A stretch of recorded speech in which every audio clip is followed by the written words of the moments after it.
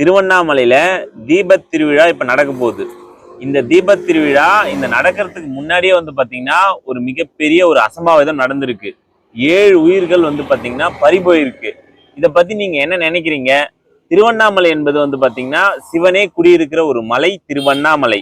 இந்த திருவண்ணாமலையில சிவபெருமானே ஒரு 7 உயிரை எடுத்திருக்கிறாரே, இது நியாயமா? இத பத்தி நீங்க என்ன நினைக்கிறீங்க? ஜெய் மாதாஜி, ஜெய் மாதாஜி, ஜெய் மாதாஜி, ஜெய் அருட்பெருஞ்சோதிஜி, ஜெய் அருட்பெருஞ்சோதிஜி, ஜெய் அருட்பெருஞ்சோதி, ஜெய் அண்ணாமலையார்ஜி, ஜெய் உண்ணாமலையார்.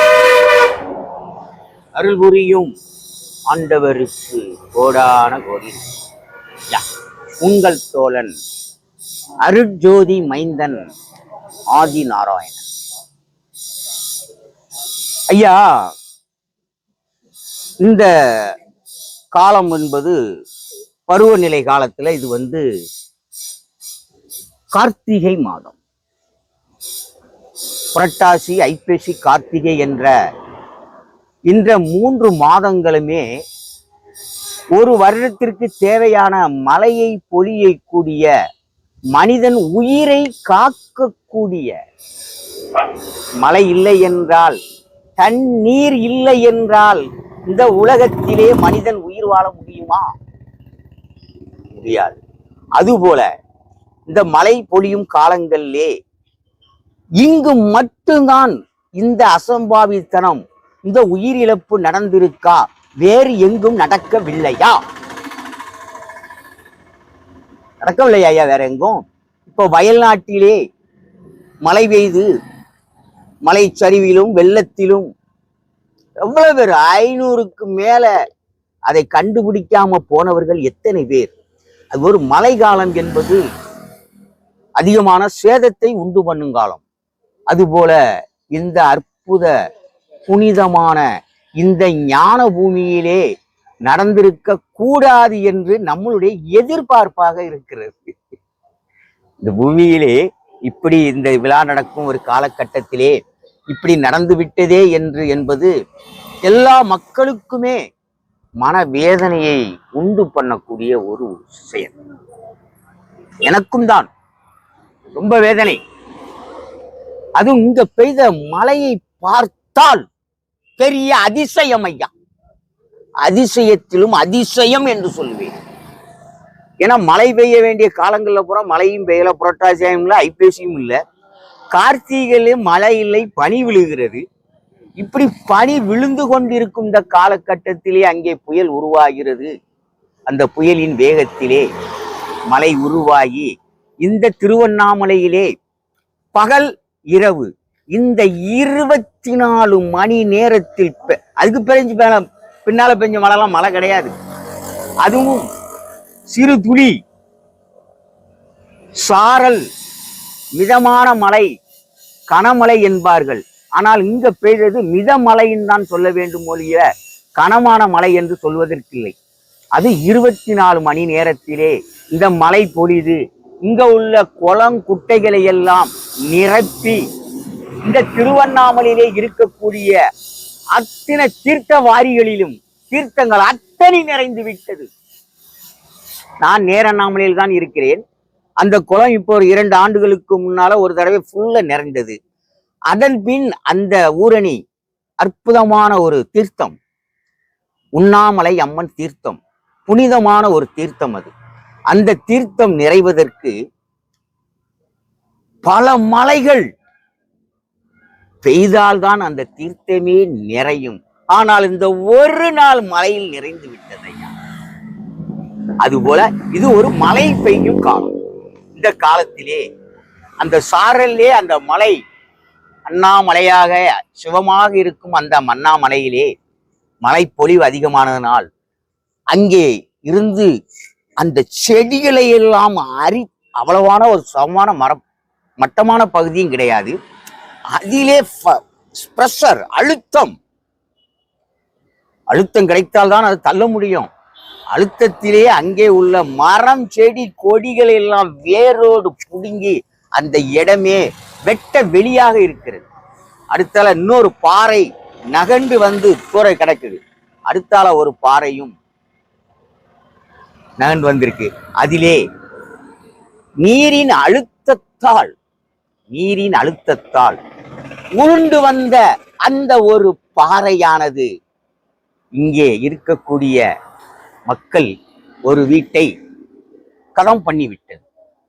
அங்கே இருந்த தாய் தந்தை, அவர்களுடைய குழந்தை 2, பக்கத்து வீட்டிலே இருந்த 3 குழந்தைகள், அந்த குழந்தைகளும் விளையாட வந்த குழந்தைகளும், மொத்தம் ஒரு 7 பேர் இந்த திருவண்ணாமலையிலே உயிர் போனது பற்றி பல பேர் பாவத்தால் அப்படியால் இது நடக்கியா?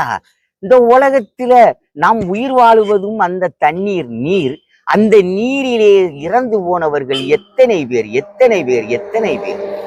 அது ஒன்றோட போச்சு.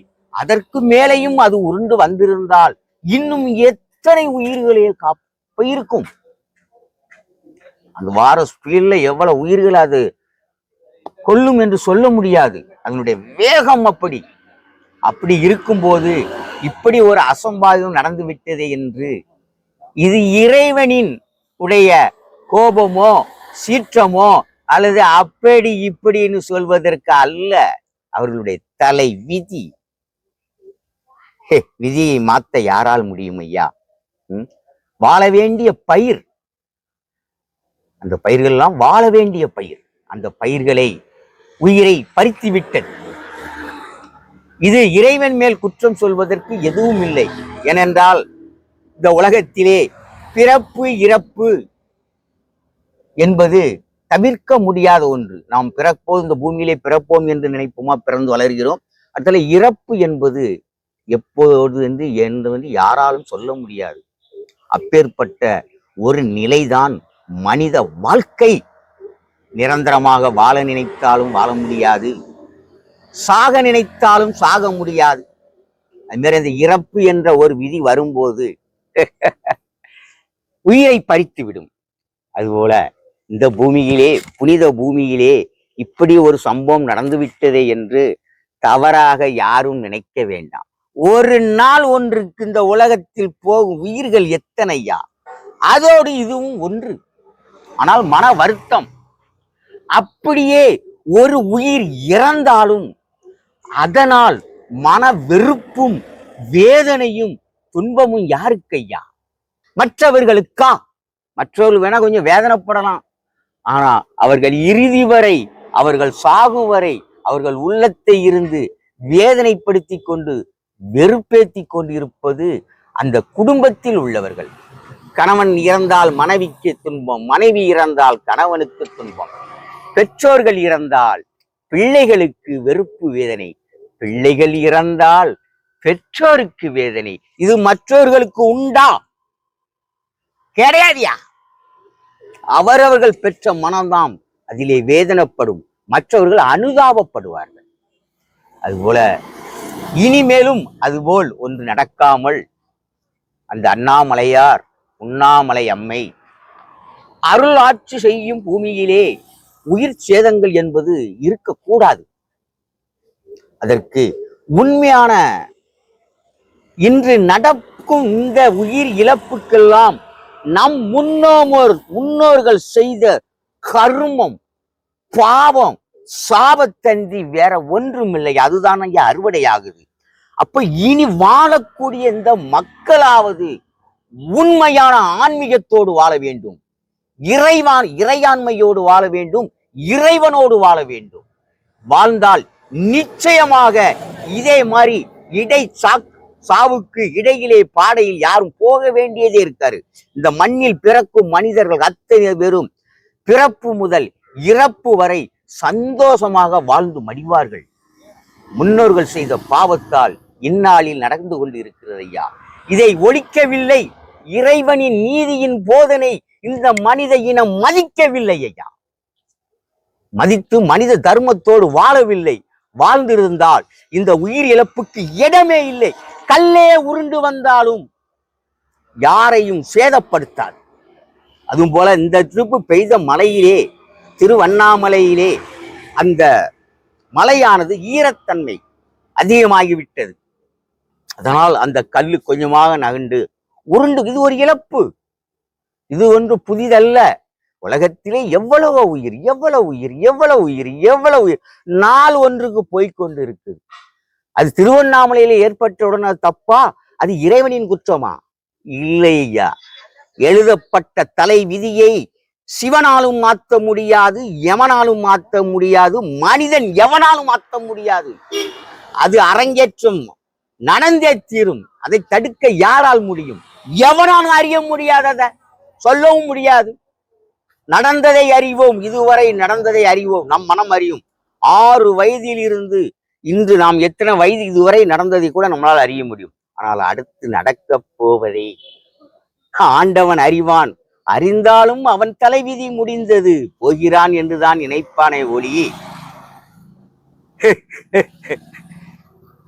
அதான் உண்மையான ஆன்மீக கணக்கு. சும்மா தலை எழுத்துங்க சும்மா இல்ல, ஏமாத்திக்கிட்டு இருக்கான் இந்த ஜோசி. சூனியம் முதல்ல ஒளியனி அந்த உலகத்துல. தமிழ்நாட்டுல சூனியம் பெருகிட்டு, சூனியத்தில் மனிதன் விளக்கொடியில் விழுந்த வெட்டில் பூச்சி போல இன்னைக்கு சூனியக்காரன் பின்னாலதான் போய்கிட்டு இருக்கான். உண்மையான அது இந்த பூமி இந்த அற்புதமான திருவண்ணாமலையே அரசாட்சி புரியக்கூடிய இந்த அற்புதமான திரு அண்ணாமலையார் புனித பூமியே கருமத்தை, பாவத்தை, சாபத்தை போக்கக்கூடிய ஒரு புனித பூமி ஐயா. இந்த பூமியில அப்படியும் ஒரு அங்கரை நடந்து விட்டது என்றால், எல்லாம் மனுஷன் தானே இருக்கான், குடியிருக்கான், எல்லாம் மனிதனே தான் இருக்கு. முதலில் இங்க இருக்கும் மக்கள், இந்த ஊரில் மக்கள் வாழும் சரி எங்க வாழ்ந்தாலும் இறைவனை மதிக்க வேண்டும், உண்மையோடு இறைவனை பூஜிக்க வேண்டும். பூஜித்தால் துன்பங்களுக்கு இடமில்லை. அதுபோல இன்னைக்கு பார்த்தா அதுக்கு வேண்டி அண்ணாமலையாரையோ உண்ணாமலை அம்மையை குறை சொல்ல மயிரளவு கூட இடம் கிடையாதுயா. இல்லாமல் இருக்கும்போது நீங்க வாரதும் இந்த பூமி தருமத்தை விதைத்து கருமத்தை, பாவத்தை, சாபத்தை போக்கும் ஒரு அற்புதமான புனித பூமியை இன்று பக்தர்கள் கூட்டம் 24 மணி நேரமும் சுற்றி கொண்டிருக்கும் இந்த பூமியிலே இன்றைக்கு இப்படி அங்கே மழை பெய்து விட்டது, பெரிய மழை பெஞ்சிட்டு கல்லு விழுந்துட்டுன்னு மக்கள் மனதை நிறுத்தி வைத்து விட்டான். இதை நிறுத்த யார் ஐயா? இவன் யார்? இயற்கையை தடுக்க முடியுமா? அப்படி இருக்கும்போது இது நடக்கக்கூடிய ஒன்று, நடந்தே தீரும். அதை தடுக்க யாரால் முடியும்? எவராலும் முடியாது. இதை நாம் பெரிதாக நினைப்பதற்கு ஒன்றுமில்லை. நினைத்து பார்த்தால் வேதனையும் வெறுப்பும் அதை சார்ந்தவர்களுக்கு மட்டுமே என்று மற்றவர்களுக்கு அனுதாபம். அதுபோல இனி சிறு குழந்தை முதல் வளரும் குழந்தை வரை பெரியவர்கள் வரை உண்மையான ஆன்மீக பற்றுதலோடு இறைவனை உள்ளத்தில் பூஜிக்க வேண்டும், உயிர்களை நேசிக்க வேண்டும். மனிதனாக பிறப்பவன் மனித தர்மத்தோடு மனசாட்சியோடு வாழ வேண்டும். அப்படி வாழ்ந்தவன் சாமி கும்பிடியா? நீ இல்ல, நீ சாமியை கும்பிடாத, நீ கடவுளே வணங்காத. ஏன் வணங்குத? வணங்கி ஒரு புண்ணியம் கிடையாது உனக்கு. சும்மா வேதத்தை போடுமா? என்ன உள்ளத்துல உண்மையை சுமக்கல, அப்போ உனக்கு என்ன பக்தி? சாமியா கும்பிடுத? மனதை கட்டையா, மனதை கட்டு. மனசாட்சியோடு வாழ. நீ மனசாட்சியோடு வாழனா நீ ஒரு மனிதனே கிடையாது. இன்னைக்கு மனசாட்சியோடு வாழும் மனிதர்கள் இந்த உலகத்தில் எவ்வளவு இருக்காங்க? குறைஞ்சிக்கிட்டே வராங்க ஐயா. பணத்துக்காகவும் பதவிக்காகவும் பொருளுக்காக வேண்டியும் பொய், வழிப்பறி, திருடு, என்ன இதெல்லாம் அடங்கி ஒடுங்கி மனித தர்மத்தோடு ஆன்மீகத்தோடு இறையாண்மையோடு இந்த மக்கள் வாழ்ந்தால் துன்பத்துக்கு இடமில்லை என்பது அடியேனின் வார்த்தை. சொல். சரிங்க ஐயா, நீங்க சொல்றீங்க முன்னோர்கள் செய்த பாவத்தாலதான் பாத்தீங்கன்னா அரங்கேற்றம் இது நடந்துச்சுன்னு சொல்றீங்க. முன்னோர்கள் அப்படி என்ன பாவம் செஞ்சிருப்பாங்க? இந்த பிஞ்சு குழந்தைகளை எதுக்கு காவு வாங்கணும் ஐயா? என்ன கேக்குறேன் நான். கருவிலேயும் அழிந்ததுண்டு, பிறந்த பின்னும் அழிந்ததுண்டு, வளரும் போதும் அழிந்ததுண்டு, வயதானி பின்னும் அழிந்ததுண்டு. அப்ப என்னையா பாவம்? என்ன பாவமா? பாவம்னா என்னன்னு தெரியாதா? கர்மம் என்னன்னு தெரியாதா? கர்மம் உயிர் கொலை கொலை கொலை. யாருமே நிரந்தரமாக வாழ முடியாத இந்த பூமியிலே மனித இனத்தையே மனிதன் அழிக்கிறான். சொன்னோம்ல, சூட்கேஸ்ல வெட்டி போடுதான், தண்ணிக்குள்ள குத்தி வைக்கான், சாக்குல கட்டி, என்னென்ன கொடுமை இதெல்லாம் என்னதையா? அடுத்தால வீட்டிலே வளர்க்கக்கூடிய உயிரினங்களை உண்ணலாம், மாமிச உணவு. வீட்டிலே வளர்க்கக்கூடிய மிருகங்களை மட்டும்தான் மனிதன் உண்ண வேண்டுமென்றி இந்த காட்டிலே உரங்கொடுத்து கொண்டிருக்கிற அந்த மிருகங்களை கொன்னா கூட கர்மம் தான், கர்ம கணக்குல ஏறிடும்.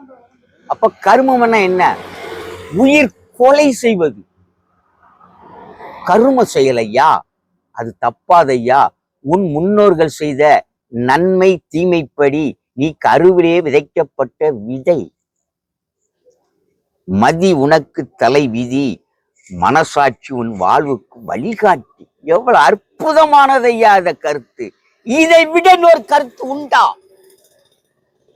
உண்டா? மனசாட்சி உன் வாழ்வுக்கு வழிகாட்டி.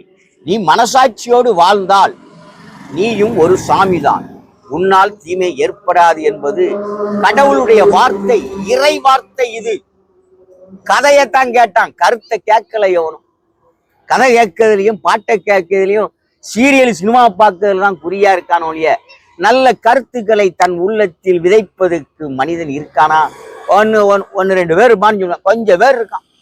அடுத்து பாவச் செயல், பிற உயிர்களை அடிப்பது, அதை வேதனைப்படுத்துவது, அதனுடைய கை கால்களை மொடித்து ஊனப்படுத்துவது பாவச் செயல், பாவச் செயல். அடுத்தால வழிப்பறி பண்ணுவது, இது பாவச் செயலின் அரங்கேற்றம். பிறரை வேதனைப்படுத்தி நீ கண்ணீர் விட வைத்தாலே அதே ஒரு பாவச் செயல்.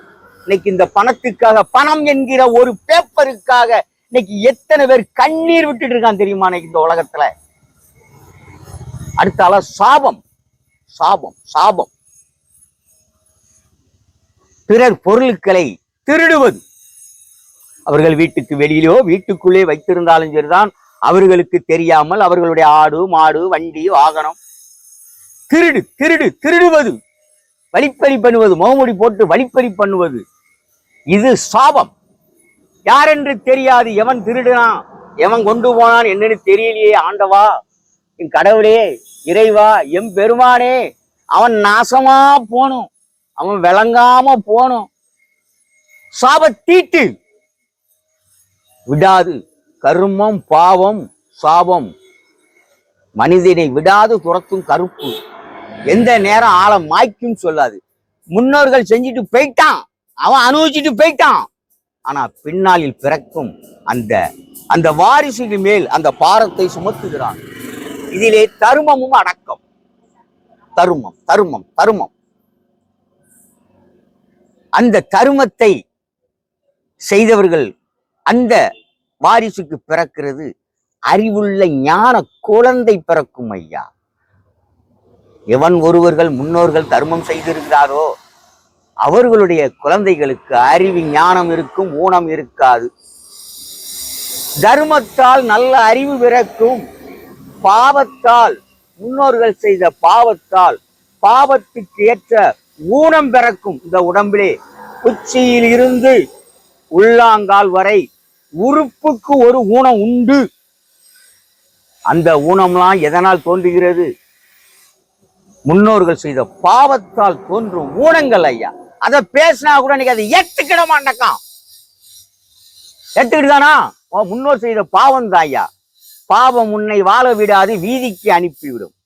இன்னைக்கு பாவத்தால வீதிக்கு நிறைய பேர் வந்துகிட்டே இருக்கான். அண்ணாமலையார் சோறு போட்டுக்கிட்டே இருக்காரு. ஏன் வருகிறான் வீதிக்கு? வாழ வேண்டிய வயதில் கல்யாணம் முடிச்சு குழந்தை குட்டி என்று இறுதி வரை சந்தோஷமாக தன் இல்லத்திலே மடிந்து போகும், இறந்து போகும் மனிதன் வீதிக்கு வந்து சாவணும்னு என்னையா இருக்கு? அப்போ அந்த தலை விதி என்று ஒன்று எழுதப்பட்டது. அது தருமம் கருமம் பாவம் சாபம் என்றும் இந்த நாளின் அடிப்படையில் எழுதப்படுகிறது. முன் பிறப்பெல்லாம் எவனும் கிடையாது. முன்னால பிறனா இப்ப பிறனா முன்னோர்கள். நம் பாட்டியிலிருந்து ஆரம்பிக்கலாம். அதுக்கு முன்னோர்கள் செய்தது. முன் பிறப்பும் கிடையாது, பின்னால பிறப்பும் கிடையாது. பிறப்பு இறப்பு ஒரு முறையே, மறுமுறை இல்லை. மாண்டு போனவன் மீண்டும் பிறப்பது பிறந்ததும் இல்லை, சரித்திரமும் இல்லை, இனி எவனும் பிறக்கப் போவதும் இல்லை. பொய் சொல்லிட்டு இருக்கான். மறுபிறப்பு மறுபிறப்பு மயிறு பிறப்பு. என்னையா மறுபிறப்பு? எவன் பிறந்தான் மறுபிறப்பு? எவன் உயிர் தெழுந்தான்? யாரும் இல்ல. மண்ணுக்கு உரம். இந்த மண்ணுக்கு உரமாக பிறந்தவன் தான் மனிதன். உரமாக பிறந்தாலும் இவன் வாழ பிறந்தவன், ஆள பிறந்தவன், அனுபவிக்க பிறந்தவன்.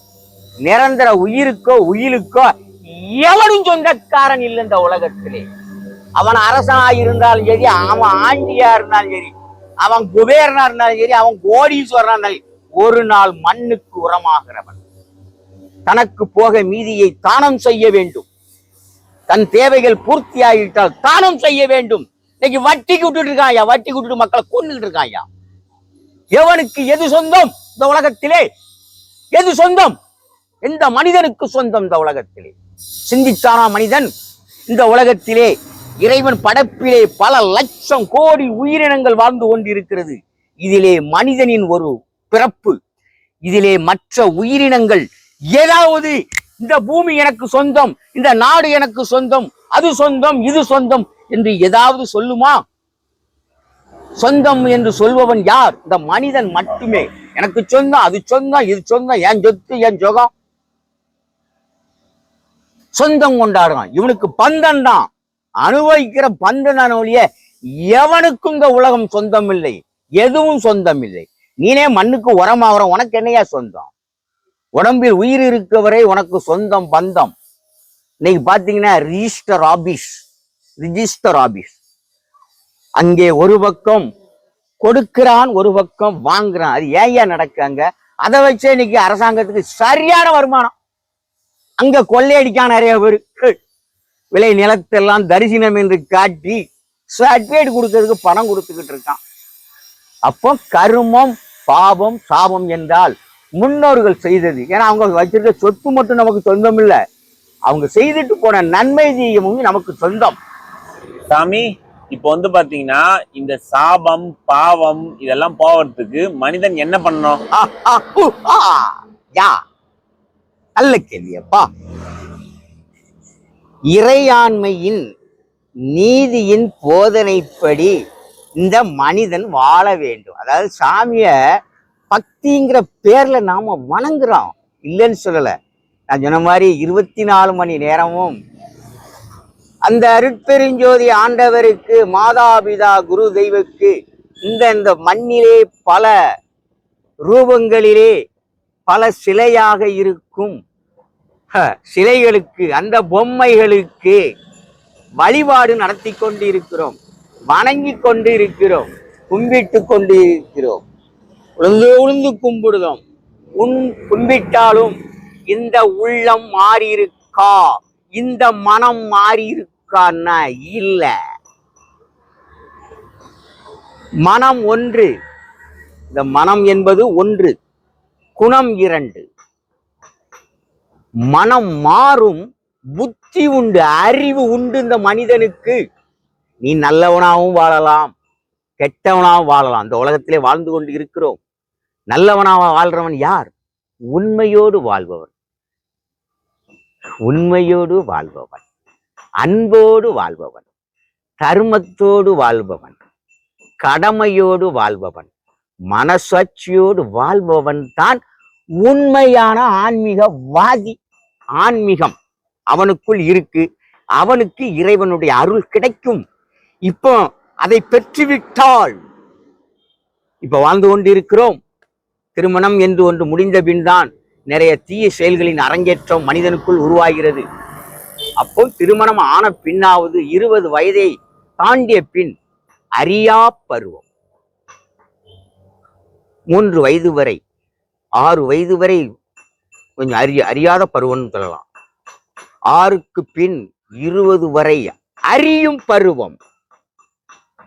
20க்கு பின் அறிந்த பருவம், 60 முடிந்த பருவம், முழுமையாக இந்த பிரபஞ்சத்தை தெரிந்த ஒரு பருவம் 60க்கு பின் ஓய்வு காலம், அதன் பின் அறுவடை காலம். அப்ப இறைவனின் நீதியின் போதனைப்படி இந்த குணம் 2 குணமாக இருக்கிறது அல்லவா? இதிலே மனசாட்சியோடு வாழ்ந்தால் நீயும் ஒரு சாமிதான், உன்னால் பிறருக்கு எந்த கேடும் நடக்காது. மனசாட்சி இல்லாமல் வாழ்பவனால் இந்த உலகத்திலே அனைத்தும் தீமைகளும் அரங்கேற்றமாகும். அப்ப இறைவனை மதிக்கவில்லை, சும்மா கும்பிட்டு அலைதான், போலி வேஷம் போட்டுக்கிட்டு அலைதான். வேஷம் போட்டா மட்டும் போதுமா? உள்ளத்தில் உண்மையான ஆன்மீக பற்றுதல் இருக்க வேண்டாமா? இறைவனை உள்ளத்தில் பூஜிக்க வேண்டாம், உள்ளத்தில் பூஜிக்க வேண்டும் இறைவனை. அப்ப இனி வரும் காலங்களில் இதுபோல் எந்த உயிர் சேதமும் இடையிலே இந்த இறப்பு என்பது ஒன்று இல்லாமல் அவன் பிறப்பு முதல் இறப்பு வரை முக்தி பெற வேண்டும் என்றால் பாவச் செயல்கள், தீமைகள், கருமங்கள் ஒழிய வேண்டும், ஒழிய வேண்டும், ஒழிய வேண்டும். அதற்கு தான் நான் நிறைய அடிக்கடி சொல்லியிருக்கேன். தீமைகளை ஒழிக்க வேண்டும், பாவிகளை அழிக்க வேண்டும். பாவம் செஞ்சிட்டானா அவனுக்கு என்ன? ஆயுள் தண்டனை, ஆயுள் தண்டனை, ஆயுள். அவன் ஆயிலே முடியா, அதுதான் ஆன்மீக சட்டம். அதையும் மீறி அவன் செய்தால் அவன் உயிர் போச்சு. பாவத்தின் அரங்கேற்றத்துக்கு, அந்த கருமத்துக்கு முற்றுப்புள்ளி வைக்கிறோம். இவன் ஒருத்தனை வெட்டி அங்க கொண்டுட்டான்னா அடுத்த அவன் மாவன் பார்ப்பான், நம்ம அப்பனை கொண்டுட்டான மொய்யால இவனை விடக்கூடாதுன்னு அவன் வெட்டுதான். முன் விரோதம், அதற்கு ஒரு முற்றுப்புள்ளி வைக்க வேண்டும். வச்சானா அரசின் சட்டமும் திட்டமுமா நடக்கு. மக்களுக்கான சட்ட திட்டம் சரியான முறையில் இருந்தால் வறுமையும் இல்லை, நோயும் இல்லை, வரதட்சணையும் இல்லை, சண்டை சச்சரவு, கொலை, கொள்ளை, கடத்தல், கற்பழிப்பு, லஞ்சம், ஊழல், வரதட்சணை எதுவும் அரங்கேற்றம் ஆவாது. எல்லாம் ஒழிக்கப்பட்டதாக இருக்கும். இந்த பூமியிலே பிறந்த மனிதன் சந்தோஷமாக ஆனந்தமாக வாழ்வான். ஒருத்தனை கண்டாலே, ரோட்ல கண்டாலே இங்கிருந்து போறதுக்கே பயமா இருக்கு. அடிச்சிருவானோ, நம்மகிட்ட இருக்குதா புடுங்கிட்டு போயிடுவான். நான் அப்படிப்பட்ட ஒரு வேதனையில் வாழ்ந்து கொண்டு இருக்கிறோம். தீமைகளால் இந்நாள் செய்யும் மனிதர்கள் செய்யும் தீமை பின்னால் பிறக்கும் வாரிசுகளுக்கு. அப்போ நல்ல முறையில பின்னால குழந்தைகள் நல்ல முறையில பிறந்து நல்ல முறையில வளர்ந்து அவர்கள் நல்லவர்களாக, வல்லவர்களாக, தெளிவுள்ள பிள்ளைகளாக வாழணும்னா உண்மையான இறை பற்றுதல் வேண்டும். சும்மா வேஷம் போட்டுக்கிட்டு போலியாக சாமியை வணங்கக்கூடாது. பெரிய தவறு அது. இன்னைக்கு அப்படிதான் இன்னைக்கு வணங்கிக்கிட்டு இருக்கான் மனிதன். அது மாரி இன்னொன்னு கூட சொல்லியிருக்கேன், ஆன்மீகமும் அரசும் ஒன்று, அறியாதம் வாயிலம் மண்ணு, இன்னும் அறியவில்லை என்றால் வாயிலம் மண்ணு அன்று சொன்னார். யாரு? நெஞ்சிக்கு நீதி, அந்த நீதிதாயா கடவுள். அதுபோல ஆன்மீகம் என்ன சொல்லுகிறது? அன்பே சிவம், உண்மையே தெய்வம். நீ கும்பிடுது அன்பே சிவம், ஆனா உனக்குள்ள இருக்கிறே உண்மை, அதுதான்யா தெய்வம். திருவண்ணாமலை மலைச்சரிவு ஏற்பட்டிருக்குல்ல, அந்த மலைச்சரிவை பார்த்துட்டு சிவபெருமான் நெற்றிக்கண்ணை திறந்திருக்கிறார் அப்படின்னு சொல்லிட்டு நிறைய பேர் சொல்றாங்க. அதை பத்தி நீங்க என்ன நினைக்கிறீங்க? உண்மையாலுமே சிவபெருமான் நெற்றிக்கண்ணை திறந்திருக்கிறாரா? ஐயா, ஏற்கனவே இதுக்கு ஒரு முற்றுப்புள்ளி வச்ச மாதிரி அற்புதமான ஒரு கருத்தை விதையாக சொல்லி இருக்கிறேன். உனக்கு எழுதப்பட்ட அந்த தலை விதியை இறைவனாலும் மாற்ற முடியாது, எவனாலும் மாற்ற முடியாது, மனிதன் எவனாலும் மாற்ற முடியாது. அதுக்கு பிறகு என்ன? சிவன் நெற்றி, அவர் தான் தினம் திறந்துகிட்டு தானே இருக்காரு. அவர் நெற்றி கண்ணையை, அவர் கண்ணை, அவர் ஒளியை, அவர் வெப்பத்தை, அவர் குளிர்ச்சியை கொடுக்கவில்லை என்றால் யாரு? இறைவன். கடவுளை எங்க அறிஞ்சிருக்கோம்? நம்ம இன்னும் சிலையை தான் கும்பிட்டு இருக்கோம். என்ன கற்சிலைக்குள்ளேயா கடவுள் இருக்காரு? கற்சிலை எல்லாம் கடவுளா? கற்சிலை எல்லாம் கடவுளாயா? கற்சிலைக்குள்ளயா கடவுள் இருக்காரு? சிந்தித்து பார் மனிதா. அருட்பெருஞ்சோதியாக மெய்ஞான ஒளியே கடவுள். அவர் பிறக்கலன்னு அந்த உலகத்துல எவரும் கிடையாது, எந்த சாமியும் கிடையாது, சாதியும் கிடையாது. எவன் இருப்பான் அந்த உலகத்துல, இருண்ட உலகத்துல? இறைவன் நெற்றிக்கண்ணி அனுதினமும் அவர் திறந்து கொண்டு இந்த உலகத்துக்கு ஒளியை கொடுத்து கொண்டு இருக்கிறாரே அன்றி, இது விதியின் பயனே அன்றி, இது இறைவன் நெற்றிக்கண்ணை திறந்ததனால்தான் இப்படி ஆகிவிட்டது சொன்னால் அவன் ஒரு முட்டாள், மூடன், இன்னும் இறையாண்மையை அறியாத ஒரு ஊனன் என்று நான் சொல்வேன். சரிங்க ஐயா, நீங்க சொல்றீங்க சிவனே மலையா இருக்கிறாரு. அப்படி இருக்கும்போது அந்த சிவன் மலையில எதுக்கு வந்து பாத்தீங்கன்னா சரியணும்? ஐயா, எந்த கல்லுக்குள்ளேயும் சிலைக்குள்ளேயும் கடவுள் இல்லையா? இந்த மலை என்பது எதுக்கு இருக்குங்க தெரியுமா? முதல்ல உங்களுக்கு உலகெங்கும் மலைகள் இருக்கு, ஏன் இருக்கு என்பது தெரியுமா? மலைக்குள்ளே கடவுள் இருக்காரு. மலை என்பது எதற்கு இருக்கிறது அதை சொல்லுங்க பாப்போம். எவனையாட்டு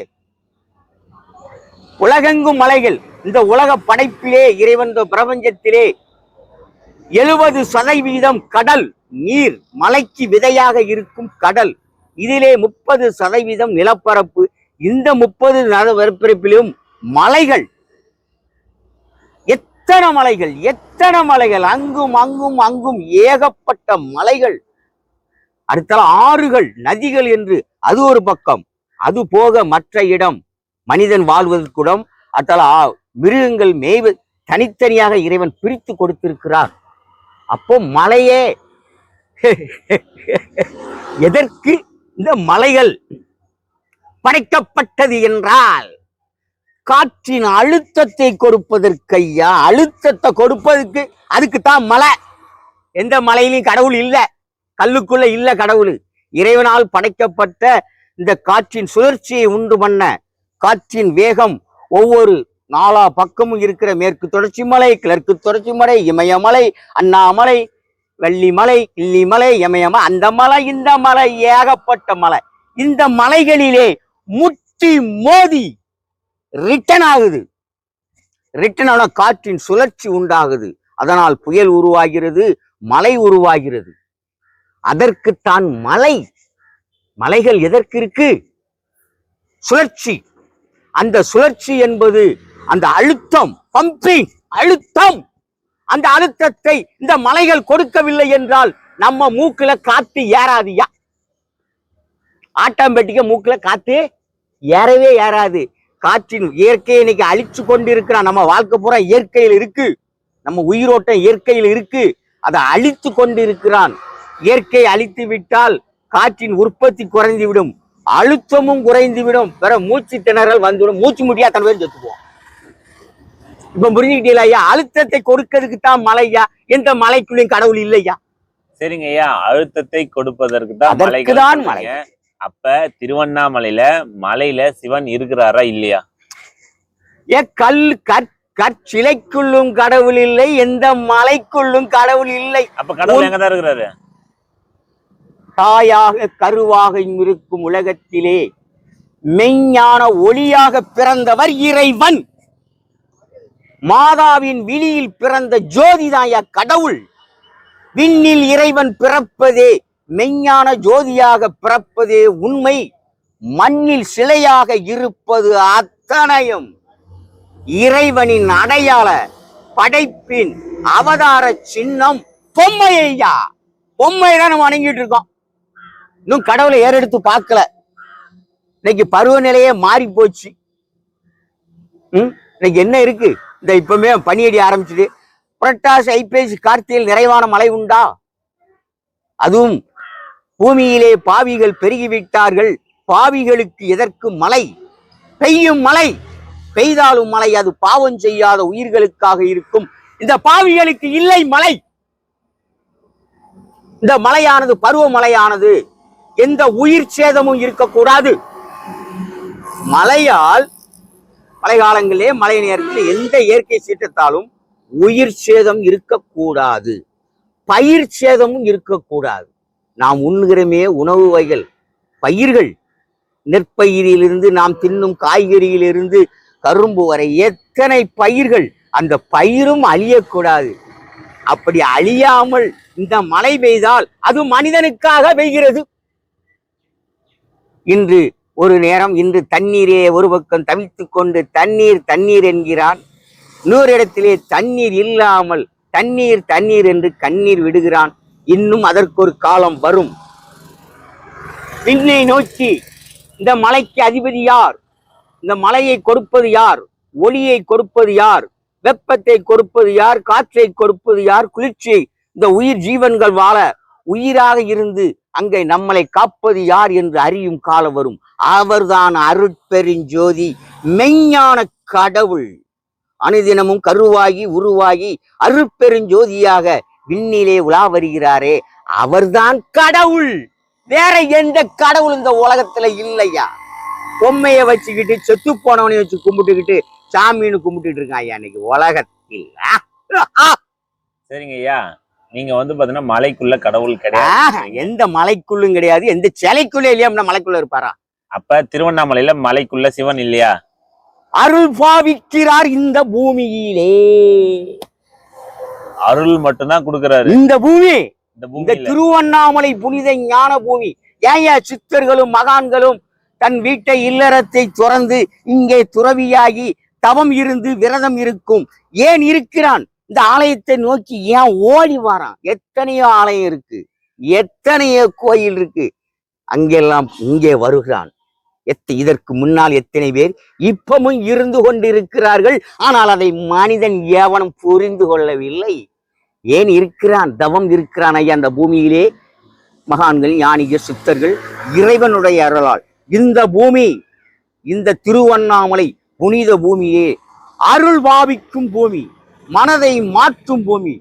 இறைவன் சூரிய பகவான் அவர் அருள் பாய்க்கிறார். இங்க இருக்கிற சிலையோ மலையோ அல்ல. அடுத்தால இந்த பூமியை சுத்தும் போது இந்த பூமியை இறைவன் தருமத்தை விதைத்து கருமத்தை போக்கும் ஒரு அற்புத ஸ்தலமாக இதை நிச்சயம் பண்ணி இருக்கிறார் இறைவன். அதனால் இந்த பூமிக்கு அண்ணாமலையார் உண்ணாமலை அம்மைக்கும் பூவோடு சேர்ந்து நாரும் மணக்கும் என்பது போல் அங்கே அண்ணாமலையாராக வீற்றிருக்கும் அந்த பொற்கோவிலிலே சிலையாக இருக்கும் அந்த சிலைக்கும், இங்கே மலையாக இருக்கும் இந்த மலைக்கும், இந்த மலையை சுற்றி இருக்கும் இந்த 14 கிலோமீட்டருக்கும் மதிப்பும் மரியாதையும் பக்தியும் ஆன்மீக அந்த மயக்கமும் இறைவன் ஆட்கொள்வதும் என்றும் நடந்து கொண்டே இருக்கும் இந்த பூமியிலே. அப்பேற்பட்ட ஒரு புனித பூமி. அருள் புரிவது எந்த கற்சிலையோ மலையோ அல்ல, அருட்பெருஞ்சோதி ஆண்டவர் அண்ணாமலையார் உண்ணாமலை அம்மாய். அந்த பகவானுக்குத்தான் பெயர். இந்த பெயர் அண்ணாமலையார், அன்னை பௌர்ணமிக்கு உண்ணாமலை அம்மை. அதுபோல இந்த உலகத்திலே சிவலிங்கம்னு ஒன்று இருக்கும். அது இந்த உலகத்தின் அடையாளமா இருக்கு. சிவலிங்கங்கிறது இந்த உலகத்தின் அடையாளம். ஒரே ஒரு சின்னம். உலகெங்கும் சிவலிங்கம் எங்கெல்லாம் இருக்கு. ஒவ்வொரு சிவலிங்கத்துக்கும் ஒவ்வொரு பேரு. அதுபோல இந்த பூமியிலே இந்த ஜோதி அண்ணாமலையார்னாலே அருட்பெருஞ்சோதி யாவகத்துக்கு வரணும். இது ஜோதி ஸ்தலம், அற்புதமான ஒரு ஜோதி ஸ்தலம். மனதை தெளிய வைத்து உனக்கு மாற்றத்தை கொடுத்து நல் வழிகாட்டும் ஒரு ஸ்தலம். உண்மையோடு அந்த இறைவனை நீ உள்ளத்தில் பூஜித்தால், அண்ணாமலையாரே உண்ணாமலை அம்மை என்று உண்மையோடு நேசித்தால், பூஜித்தால் உனக்கு நல்ல புத்தி பிறக்கும். நல்ல புத்தி பிறந்துட்டாலே வழி பிறக்கும். நான் கூட இறைவனை நம்முடைய மன ஆறுதலுக்காக வணங்கும் ஆலயங்கள் உண்டு. ஆனா இங்கே உன் பாவங்கள் தீர்க்கப்படக்கூடிய ஒரு அற்புதமான பொற்கோயில் அமைந்திருக்கக்கூடிய ஒரு ஸ்தலம் திரு அண்ணாமலை. சிவபெருமான் வந்து கடவுள் வந்து பாத்தீங்கன்னா எந்த கல்லுக்குள்ளயும் இல்ல, எந்த சிலைக்குள்ளும் இல்ல. இந்த திருவண்ணாமலையிலேயே வந்து பாத்தீங்கன்னா சிவபெருமான் இல்லைன்னு சொல்றீங்க. அதுக்கப்புறம் வந்து பாத்தீங்கன்னா சிவபெருமான் இந்த இடத்துல இந்த பூமியில அருள் புரியறான்னு சொல்றீங்க. நிச்சயம், கன்ஃபார்ம் அருள் புரியறான்னு நீங்க சொல்றீங்க. ஓகேங்களா? இந்த பூமியில மட்டும் எதுக்கு சிவபெருமான் அருள் புரிகிறாரு? மத்த இடத்துல ஏன் அருள் புரிய மாற்றாரு? இந்த இடம் ஐயா இந்த உலகத்திலே மைய பகுதியில் அமைந்திருக்கிறது. உலகத்திலே மைய பகுதியில், சரியான மைய பகுதியில், நேர் கோட்டில், அதுதான் திரு நேர் அண்ணாமலை. இந்த நேர் மைய பகுதியிலே இருக்கக்கூடிய அந்த திரு அண்ணாமலை, திரு நேர் அண்ணாமலை என்பார்கள். மைய பகுதி இறைவன் தேர்ந்தெடுத்திருக்கிறார் இந்த இடத்தை. ஏன் தேர்ந்தெடுத்தார்? எவ்வளவு ஆலயங்கள் இருக்கு, இருந்தாலும் என்ன இறைவனுடைய கணக்கு. அது நம்மளுக்கு என்ன தெரியும்? நம்ம மனுஷன் எவனும் கடவுள் கிடையாது. மாண்டு போற மனுஷன் எவனும் கடவுள் இல்லை. மண்ணுக்கு உரமாகிறவன் மனிதனா? அனுதினமும் காக்கும் அருட்பெருஞ்சோதி கடவுளா, இந்த மண்ணிலே கோயிலோ சிலையோ மலையோ இல்லாவிட்டால் கூட உயிர் வாழ முடியும். விண்ணில் பிறக்கும் ஜோதி பிறக்கவில்லை என்றால் உயிர் வாழ முடியுமா? முடியுமா ஐயா? முடியாது ஐயா. பின்ன என்னய்யா? அவர்தான் ஐயா கடவுள், இது பொம்மைதாயா.